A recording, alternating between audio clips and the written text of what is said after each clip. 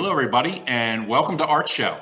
I'm your host, Craig Stover. I'm the Executive Director of Allens Lane Art Center. I want to thank everybody for tuning in this evening, and I especially want to thank those people who made donations to the center for this evening. We really appreciate your support, especially in these tough COVID times. So this evening on ArtShow, I have with me artist Jonathan Eckel. Hi, John. How are you? Hey, Craig. Thanks for having me. Pleasure. I was looking forward to this all day long. So I'd like to begin our conversation where I normally begin it, which is simply, how did your life in the arts begin?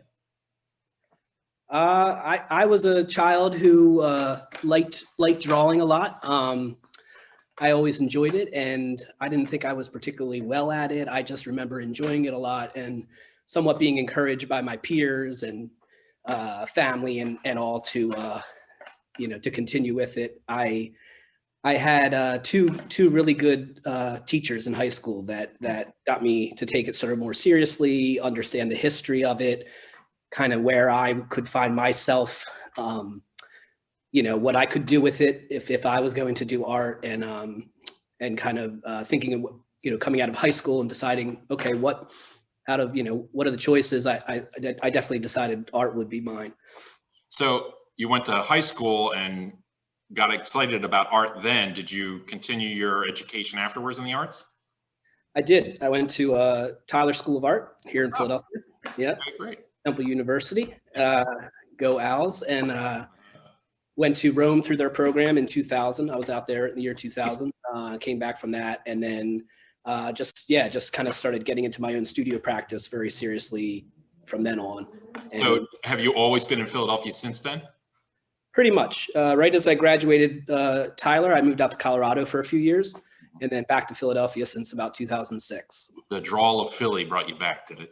Yep, exactly. So I see you're in your studio as we speak, correct? This is your studio? Yes, it is. And where is your studio? Right in historic Germantown. I'm in a building called the Green Street Artists Cooperative, and it was founded in, I think, 1992. I've been here about 10 years. Okay. And it's an old factory that's been converted into live work spaces for about 17 separate units. Oh, fantastic. Looks like you have a really nice space there. Can people come and visit your studio? Yeah. Yep. Obviously this year is different, but in the past we have at least once a year, if not twice a year, an open house, open studio. We're tied in with the larger Philadelphia Post, the Philadelphia Open Studio Tours. Oh, so fantastic. We do that every fall. And it's great because it's a location where you come to see one artist, but you have the opportunity to see many more. And you might come expecting to like one thing, and you might actually find yourself liking something else. Oh, that's great. Well, I'm always encouraging people to reach out to artists because sometimes it seems like, oh, I don't even know how to approach them. But you have a web presence, correct? Yep. So people can go to your website. Is that what you prefer? Yeah, that's probably the best way to see my work. Of course, I'm on social media too, and Instagram and Facebook. So that's where I find myself posting more kind of like things that are in the works a little bit, or if I have an upcoming show, I'll push things on social media. But the website has, I think, since about 2007, 2006 or 7, and onward. So yeah, there's a lot of work to see. Well, that's great. So I'm always encouraging people, and I hope everybody here tonight, if you have questions afterwards, go to John's website and, ask away. Yep. So John, you had asked me to give you a little bit of some surprise questions this evening because you want something a little bit different. So real quick, I have 10 simple questions for you. I'm calling it the lightning round. So yes, I'm going to give you choices here. So let's just sort of go through them. Right. Steak or salad? Steak. Summer or winter? That's tough actually for me. I think I'd go with summer though. Picasso or Matisse? Come on, these are like there's no clear answer. Say what? You're gonna offend half the crowd. These are so partisan. All right. Beach or mountains? Sorry, I'll take Picasso on that one. But go ahead. The beach or mountains? Mountains. Beer or liquor? Beer. Peas or carrots? Peas or carrots? Neither. Neither. The Met or the Guggenheim? Ooh, the Met, for sure. Okay. Rodin or Calder? These are tough. Rodin. Okay. And finally, paper or plastic? You don't be surprised. So, hopefully I'm just trying to coax out a little bit of that creativity. And actually that leads me to my next question. So what does inspire you to create? Oh, I mean, the simple answer is everything. As far as it really is. I mean, traveling, I luckily have done a good amount of traveling in my life and seeing other cultures or just different landscape and earth forms and music and food from other, it does, you find it all affects the work. And for me, it's never been literal. It's not so much I go somewhere and I make art of a certain style, or I see something and I therefore make art about it or something. But for me, it's often a few years after I make the work that I start to maybe see, oh, that makes sense, Would a good meal inspire you to make a work? Sure, Okay. but probably not usually. For me, I think, maybe more clearly is like music. Music's something I've always kind of really connected with. I play some music, but a lot of my friends are musicians and I'm a visual person, and I have some other visual friends too, but it's like, to me, there's not much of a difference between music and painting in a way, and other art forms too, film. And so I would say maybe music is more like, that's a clear inspiration. Yeah, okay. Well, that was actually a question I was going to have later on, but let me ask it now.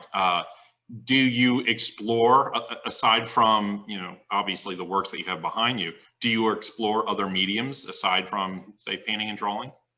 Yeah, I mean, of course, through school, even in high school, which my high school had a in-depth art program for a high school, and so I got to make prints back then, and sculpture and clay and painting, of course, photography, but through Tyler's program also, I got to really experiment with a lot of different medium. I recently, like a few years ago, started sculpting a piece of wood out of nowhere because I was watching a lot of documentaries and learning a lot about Gauguin, and I just kind of like wanted to recreate it. Yeah, exactly. So I've been carving like an old man out of wood, but that's more on a whim. But in response to music, I actually do a lot of music, and I've recorded like, I don't know, I have quite a lot of songs at this point. So I do music, but I don't think of it maybe as seriously as I do the painting. You play guitar, don't you? Yeah, a little piano, guitar. With synthesizers, you can do a lot of different sounds. So I like kind of getting more into kind of things with a stronger beat and electronic sound too. Will we see a website just for your music in the future? Maybe, yeah. I really haven't put much of it out there, but I let certain people hear it. Well, let's circle back to, we were talking about creativity, and we just got started. Obviously, you have a fountain of creativity, but one of the questions I'm always fascinated to hear is, so your inspiration, do you often have inspiration sort of strike you, or does it more often than not evolve? It's tough. I mean, I guess more often enough evolve, but the best work is made when it strikes you. Mm-hmm. So I try to believe in the kind of romanticism, that kind of being struck by some kind of, that, mm-hmm. and allow it to actually be true. But the reality maybe is also that you got to treat painting and creating a little bit like a 9-to-5 job also, where you got to be in the studio, you got to put time in, even if you're not, being moved by the spirit, you're doing the groundwork so that you'll be ready for when you're inspired to really knock it out. Do you ever do you have techniques for encouraging inspiration? So like, as an example, a lot of times, if I'm stuck, walking really helps. Yeah, it makes me think, something like it. Do you have stuff like that? Yeah, walking. I haven't been lately, but I really like bike riding. Okay. Over the summer, I did some long distance rides for the first time, which was really fun. And about 180 miles was the longest, which was for me pretty exciting. But definitely kind of running or walking, like you're talking about, riding a bike, something where your mind is doing something, muscle related or whatever, where it's not thinking that way, and then you can kind of get to it's like your best thoughts come to you in the shower type of thing. Right.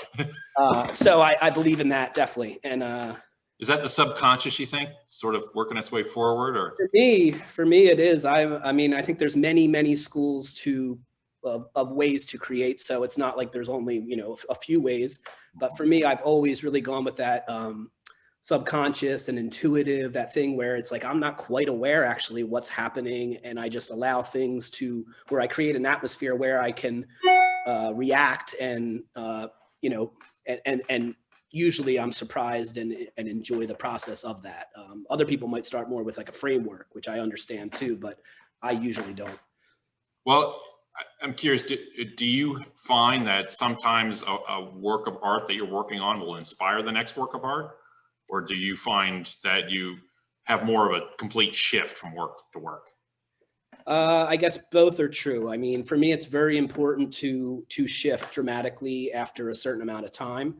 It's not like I'm aware of that, but looking back over some years, it's like every 6 or 7 years, I kind of make a really, all of a sudden I go to figurative, or I'm done with figurative, I go to abstraction, or I work really large and then I work really small. And so, but sorry, the other part of that question was what? I don't know. I got so engrossed in what you were telling me. You asked anyway. I got a little lost, but yeah, right. So anyway, let's cut forward. While we were talking about, does one work of art inspire the next art? So in that way, I guess I was trying to say is that yes, it's important to have a big change, but even in the big change, a work that comes before might be the impetus of the new. So for instance, I'm excited about these new things behind me, and there's a painting I did that is very different from them, but I was just looking at it yesterday and realizing, oh, that's the bridge from the last body of work to this new body of work. And even in this case, there's something I stole out of the composition intentionally and put into another painting. So you said earlier that you're the kind of artist that you have a sort of a rigorous studio practice. You need to set time for yourself to be in the studio. Do you ever find yourself taking breaks from that, like as on purpose to refresh yourself? Yeah, it's definitely. I've lived in my studio. I've lived where I've worked for now. Before even living here, I've done kind of since forever. Even my first studio was in my parents' basement. So I've always kind of lived wherever. I've never been someone who had a. Oh, you're a fellow basement boy? Oh yeah, screen printing in the basement. But so I've actually never really had a separate studio except when I was in college. Where the only time that I kind of had another space I would go to. It was always just mine. So yeah, it's like there's no break from it, and I like it like that. Yeah. But I'm also now, it's not like you can be really inspired every day either. As much as I was trying to say, oh, treat it like a 9 to 5. Yeah. I allow myself to have, oh, you know what? A few days, a week, even month, multiple months of like maybe not doing no work, but definitely not working like I normally do, and not being productive. But I always think of that like a snake or something. It's like you need that time to, like a snake. I see what you mean. Right. A snake strikes, it eats, and then it. So I'm not. Put a lot of thought into this reasoning for. Well, it's something I've talked to about people in the past, so it's like that is something that comes up. It's like, yeah, it's like a snake. You got to fuel up. But then there's that downtime of like, you got to store up the energy. Yeah. Huh. So when you're in your studio, do you happen to have any studio rituals? Like in order for you to get like, okay, I'm going to start my day, what has to happen? Well, if it's a full studio day, for me, I'm waking up upstairs. So I love that ritual of putting on coffee. So that's a ritual for my daily life, whether I'm making art or not. But kind of that morning time and having the coffee and that hour maybe of maybe reading something, maybe watching a quick little clip or two. And then for me, my kitchen is, on the other side of this camera. So I'm always kind of looking over here. And there's big windows on the side here. And so the light comes in at different times. And so it's music on. Yeah. So then when I'm painting, it's music. But at some point you kind of get sick of that, even though there's so much music out there. Some days you don't want that. So I also put on a lot of kind of history and podcast and travel. And for me, sometimes it's like, it's not even important what's on. It just gets me in a mood of working.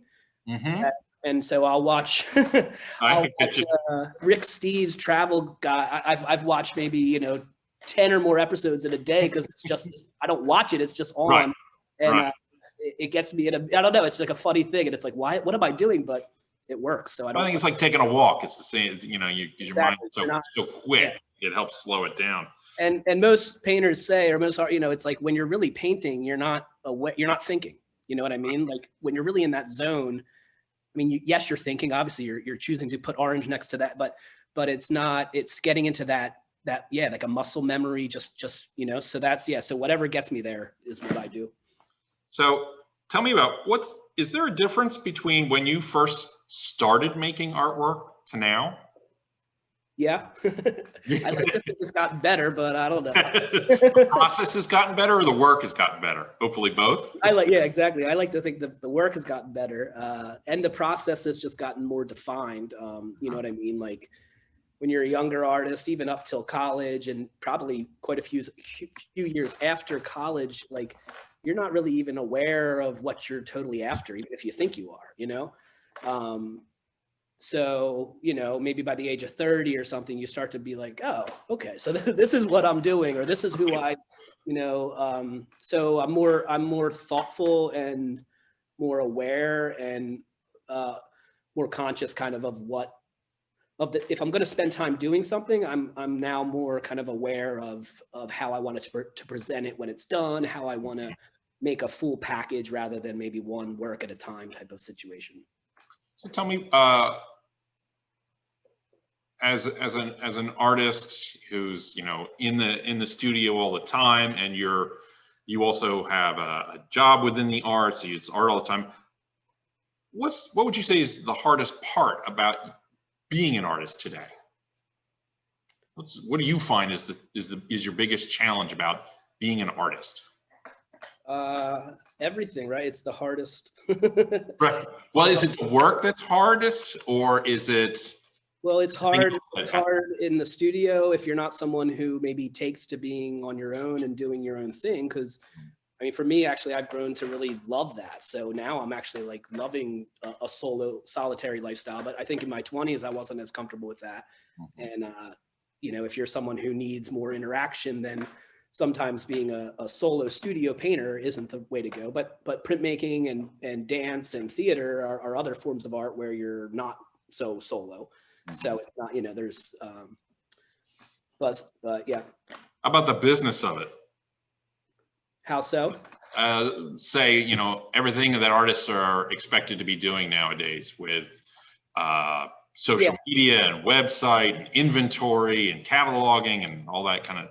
Yeah, that was what I was going to bring up also is, and I'm I don't know, I'm kind of joking about being hard. I mean, in the studio, like I said, I love it. I mean, that's my favorite time. So it's not really hard. It's just learning if it's right for you. If you're like a writer, I assume is the same type of thing. It's a lot of kind of being on your own and thinking out your own thoughts and also motivating yourself, right? Like that, I guess that you have to be someone who can really self-motivate. And the business side, I mean, that's what I vent to my friends about these days is the fact that as an artist, you have to be the marketer, the producer, the public, and everything you post, you need to kind of consider. And if you do it really well, and honestly, I don't want to do, I don't want to do that. I want to do this. I want to make paintings. I don't want to like be painting in the studio and then have to take myself out of that moment and photograph it so I can put it on Instagram. It's just, I hate that, but that's our current world. And really, you too. I'm someone who we had slides, right, when we were trying to first push our work around. So in a way, this is so great, our current time, like to have basically a portfolio, which was something that was the goal when you were in high school was to get a portfolio. Now it's like, I mean, everyone has 100 portfolios in Right. their pocket. I'm followed on Instagram by not one, but by 3 dogs who have their own portfolios. It's that easy to put up now. There you go. That says it all. Yeah, right. I remember those days of slides and labeling them with a little red dot in the corner and all that. Yeah. Man, what a waste all that was. So if you suddenly had sort of unlimited resources, I can imagine that, a lot of that business of it, you might want to sort of delegate or hire out. But I'd be curious, if you had unlimited resources, how do you think that might affect your artwork? I don't know. I mean, that's kind of a broad question where unlimited resource, I mean, that would change everything, right? I would live a totally different lifestyle, or maybe the same, but just in a different way, because I have a different. Would you make giant works? Would you like addition woodcuts, or, is there something itching that you've always wanted to do? It's just impossible, or? Yeah, I mean, I guess, I'd like to think that I would want to give it away, or right. or maybe start more of a sort of like an Allen's Lane Art Center type of, an art center, or get, because I've been thinking about this space. Actually, it's quite large and it's interesting, and it's in an interesting location. And I've been reading more about Robert Blackburn, who's a printmaker and artist in New York. And many other people have done it, having kind of a cooperative space and having artists making work together. And, there's something of interest there. So part of me would think maybe if I had unlimited, or just more money than I do, that I would try to start something that would kind of would be bigger than just like me or something. You know what I mean? Right. Yeah. I mean, I get the itch. I would love to have, 5 times the space for studio space. Yeah. So that would probably be my first thing to do. Seeing so many artist studios over the years, it's amazing to me how artists will work in the smallest of closets and still be happy and still figure out a way to make really good work. Yeah. That would happen. So. When I moved into this space, which is fairly large, I did make a lot of quite large paintings. I'm back to working small now, but why is that? How come you are smaller now? Various reasons. This body of work, I've got a few behind me, but I'm working on about 30 right now. Mm-hmm. And there's 3 sizes, but there's nothing bigger than about 28 inches. Mm-hmm. And the thought of kind of a smaller scale, I was thinking of starting to play with this landscape idea. So these are kind of these almost surrealist inspired landscapes, but I like the idea of kind of a vast space on a very small scale. Mm-hmm. Not very, these aren't that small, but you know what I'm saying. So just that simply was enough to get me going. Like this kind of I want to instead of doing these really large paintings that are showing deep space, let's go smaller. Mm-hmm. And an artist I really love is Yves Tanguy. Mm-hmm. And so I saw a nice photograph of him, and he's just, sitting in his chair, and his painting's only about that big, and he's just working on it. But it was just emblematic of something for me of that period and stuff. And so I was thinking about that too. It's maybe there's a desire to work large, but actually maybe you can do more small, or maybe there's something in that. I was wondering if it had anything to do, because you, not super recently, but recently went to Ireland for a while. And I noticed that when you got back, you had been working a little bit smaller than you had previously. And, that you were really exposed to the landscape out there. I was wondering if that's coincidence or is that maybe true? Well, this is why maybe your program is really, shows why this is important. Even for the artist, because it's not until we dialogue do we start to make these connections. So I didn't even think about Ireland in reference to maybe these that are getting because they're not. There's one back there on the right. This one, that one. But yeah, so that's the thing. It's that's what I was trying to say is when I'm in it, I'm not so aware of the reason. And it might be a few years, or it might even be just the next day or whatever. But the process, through doing the process, I learn about what I'm even making, so that's what I like about it. I wouldn't, some artists do kind of find a thing they do well and they almost repeat it. and that's fine and valid. And I understand you harness your skill, you make it better. But for me, the mystery and that kind of like learning, teaching myself through my own process is what, I mean, if it wasn't that, I wouldn't be as interested in painting. Well, I've always thought the idea of a smaller work, if you have a giant picture, you can command the audience as to, even where they're in the room. So a bigger picture is really telling people, back up if you want to see this. And then the opposite is true with a smaller picture. You're really, it's almost a one-on-one conversation with the artist rather than shouting. It's much more personal. And I see that even with the detail work that you're doing, that you first draw people into it, but then you make them stick around because I got to decipher what it is that you're kind of doing. So yeah, that's my 2 cents, really. Yeah, and on a little bit of a literal level, I started this body of work like a month or two after kind of the quarantine and the initial pandemic broke out in March. I was initially working on like 3 large things that were kind of from the last body of work that I was still tweaking and working, and so I didn't start these right away. It took me a little while to start to think about what I wanted to do. But part of it was also just going smaller that way too, because, using less paint, letting, and I was thinking about like how it was paralleling surrealism and that period, and how kind of times of war and times of depression and struggle, you might see an artist's work in a museum that was done on a tin can or something like, so there's this kind of thing of like material, size, and how that shows the era and the period. And so even though I'm not like dying here where I have to paint on a piece of cereal box or something. Right. I don't have any supplies. It's still this idea of going small and having a more intimate, bringing the viewer in and having it be more important that way too, and not kind of the big tough guy. Hey, I'm a big painter guy, type of thing. Macho. So you had mentioned Tanguy earlier. Are there other artists that you're currently looking at that are swirling around? Yeah, always, I'm always looking, and you mentioned I'm in the field with my work too. So it's just, you're always seeing new things, and the gallery I work for deals with some like modernism and some things from earlier periods. So I love that history, and I love learning about, there's an artist, Robert Duncanson, who's kind of Hudson River School period. Really kind of excited by his work lately. Another artist named Ed Clark, who's kind of almost a second generation abstract expressionist, studied in Paris, but then came back to New York. And actually some of his work is inspiring this. He was known for these kind of brush paintings that were color field abstractions. And so, and Diebenkorn, you and I always talk about, Diebenkorn and Gustin and Joan Mitchell, and, there's a lot of that surrealist period I've been getting so in depth that I'm learning about all these like lesser known people, which is really fun for me. Because you think about it, how many artists are out there and how many were really great, but just never, only a small percent of artists get the respect due and, get shown and get discussed. And so many others fall by the wayside. Yeah, it's true here in Philadelphia. One of the things I have been thinking about lately is that the vast majority of artists that I meet in Philadelphia aren't here because they're making a living off their art.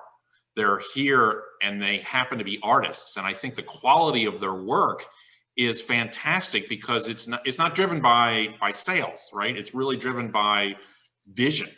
Yeah. And I think there's some really great artists around that just need to be shouted from the mountaintops, So I completely agree with you. That makes me think of your earlier question of the idea of having unlimited funds and how that would change your work.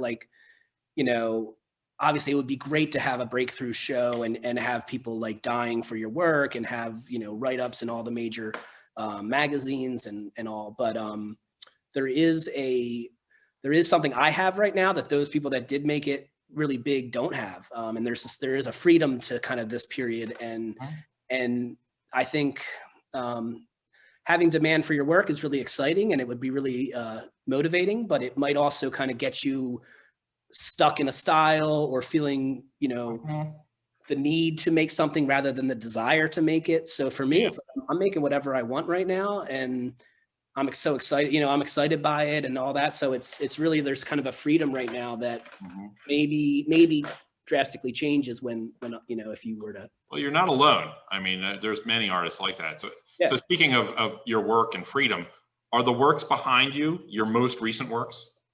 Yeah. Yeah. These are, I guess there's what, 2, 4, there's 7 of them there. Like I said, this is a body of work about 30, and some are just, maybe there's about 5 now that I've just kind of stained. I've just begun. Mm-hmm. And these are ones that I probably have about 6 months to 8 months into them, maybe 9 months or so, that I've, been slowly tweaking them. For me, They're not done yet, or are they still evolving? yeah, not done yet, but I'd say 5 of the 7 are very, very close to being done. So You title your works? I do. During or after? Yeah, I try to do it during, because I find that if I wait till after, then again, there's like pressure or something instead of just letting the title come. So, if I'm listening to something and it strikes, there's a certain phrase, I might write that down. If I come up with something myself, I write. So I keep a little list. There's a notebook over there that, has 60 or more, and some I'll use, some I won't, some I'll spark. I have a few friends that I bring through that help me kind of, we just dialogue a little bit about the work, and we start coming up with some phrases that, whether I use them or not, it just gets me kind of thinking. Yeah. So none of these have titles really yet. Okay. So if people are watching this video, are these pieces, speaking of modern technology, are any of these pieces posted? Are they on your site or Instagram or anything? Yeah, I've just started kind of putting them out on Instagram, and I like to wait till I have, I really want to wait till I have them all done to put them up on my website, but realistically, I probably have enough that I can start to put them up. So for my 2020 year, I only have 3 things on there right now on my website. So you have to. It's 2020. It's okay. Yeah, you have to come to me or for now. Yeah. And my goal is to show them together. So I'll have a show hopefully within a year or so. Yeah. Of these 30 pieces. Well, I'd really like to see that. I'm sure everybody else would. So I'm always, again, trying to direct people to, website to reach out to the artists. And your web address is? It's my full name, JonathanEckel.com. I'll make sure to see that.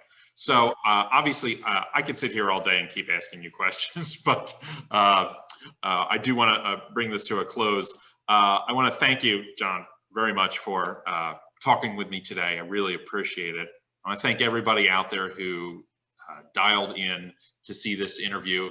Make sure to go to John's website, tell him Craig sent you, and you said hello, and we really appreciate it. And we hope to see you again next week for another episode of Art Show. Thank you very much. Thanks, everyone.